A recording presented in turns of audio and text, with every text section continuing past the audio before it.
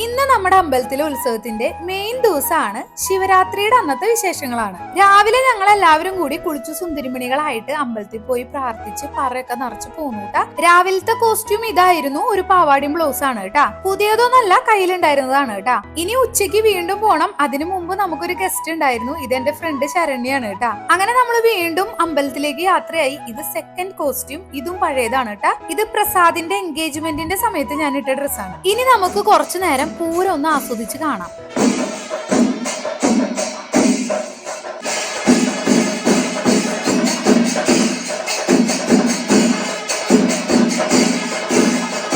ഉത്സവത്തിന്റെ മെയിൻ ദിവസം ആയതുകൊണ്ട് തന്നെ ഇന്ന് ഫുൾ ഡേ നമ്മൾ അമ്പലത്തിൽ തന്നെയാണ്. അപ്പൊ വീണ്ടും വീട്ടിലേക്ക് വന്ന് കുളിച്ച് റെഡിയായി ഇനി അമ്പലത്തിലേക്ക് വീണ്ടും പോണം. വൈകിട്ടത്തെ എന്റെ കോസ്റ്റ്യൂം ഒരു ബ്ലാക്ക് സാരിയാണ്. ഈ സാരി എനിക്ക് ഭയങ്കര ഇഷ്ടമായി. ഉടുത്തിട്ട് എനിക്ക് ഒരുപാട് കോംപ്ലിമെന്റ് കിട്ടിയ സാരിയാണ് കേട്ടാ. ഒരു ബ്ലാക്ക് കളറിൽ കോട്ടന്റെ ഡബിൾ സൈഡ് ബോർഡർ ഡിഫറെന്റ് കളേഴ്സിൽ വരുന്ന ഒരു സാരിയാണ്. നിങ്ങൾ ഓൾറെഡി കണ്ടിട്ടുണ്ടാവും. ഞാൻ ഇതിന്റെ ഫോട്ടോസ് ഒക്കെ പോസ്റ്റ് ചെയ്തിരുന്നു. അന്നേ കുറെ പേര് ചോദിച്ചു ഇത് എവിടെന്നാ ചേച്ചി പർച്ചേസ് ചെയ്തതെന്ന്. അന്ന് ചോദിച്ച എല്ലാവർക്കും ഞാൻ റിപ്ലൈ കൊടുത്തു. എന്നാലും ഇന്നും ചോദിക്കുമെന്ന് എനിക്കറിയാം. അതുകൊണ്ട് ഞാൻ നേരത്തെ പറയാണ്, ഇത് ഞാൻ മാനവ ലൂംസ് എന്ന് പറഞ്ഞ ഇൻസ്റ്റഗ്രാം പേജിൽ നിന്നാണ് എടുത്തത്. അവർക്ക് കുത്താമ്പിള്ളിയിൽ ഒരു ഷോപ്പ് ഉണ്ട്, നിങ്ങൾക്ക് ഡയറക്റ്റ് പോയിട്ട് വാങ്ങാട്ടാ. അങ്ങനെ നമ്മുടെ കണ്ണെഴുത്തും പൊട്ടുതൊടലൊക്കെ തീർന്നിട്ടുണ്ട്. കുറച്ച് കുപ്പിവളയാണ് കേട്ടോ ഇന്ന് ഇതിന്റെ കൂടെ ഞാൻ ഇട്ടത്. പിന്നെ താലിമാലയുടെ കൂടെ വേറെ ചെയ്തിരിക്കുന്ന ആ കുഞ്ഞുമാലയില്ലേ, അത് നമ്മുടെ സ്വസ്തി ഓർണമെന്റ്സിന്നാണ് കേട്ടാ. അപ്പൊ നമ്മുടെ ഒരുക്കൊക്കെ തീർന്ന സ്ഥിതിക്ക് ഫുൾ ലുക്ക് ഒന്ന് നോക്കൂ, എങ്ങനെയുണ്ട്? അടിപൊളിയായിട്ടില്ലേ? പിന്നെ എവിടെയാ സ്റ്റിച്ച് ചെയ്യണേന്നുള്ള ചോദ്യം ഉണ്ടായിരുന്നു. അത് നമ്മുടെ രാജിച്ചേച്ചി തന്നെയാണ് എന്റെ എല്ലാം സ്റ്റിച്ച് ചെയ്യണേ കേട്ടാ.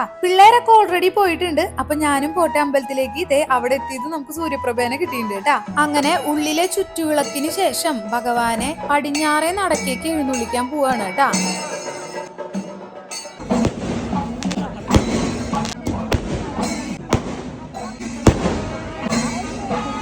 നമ്മുടെ ഊരകത്തമ്മേനും കൂടൽമാണിക്യ സ്വാമീനും സ്വീകരിക്കാനായിട്ട് നമ്മുടെ വയലൂരപ്പൻ കർപ്പൂര ദീപങ്ങളും പഞ്ചവാദ്യൊക്കെ ആയിട്ട് പടിഞ്ഞാറേ നടയിലേക്ക് വന്നിരിക്കുകയാണ് കേട്ടാ.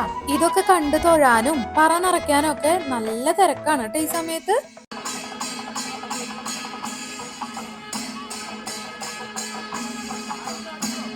അപ്പോ ഇതൊക്കെയാണ് ശിവരാത്രിയുടെ അന്നത്തെ വിശേഷങ്ങള്. അങ്ങനെ ഞാനും പറ നിറച്ചു. എല്ലാം കഴിഞ്ഞിട്ടാ പോന്നേട്ടാ.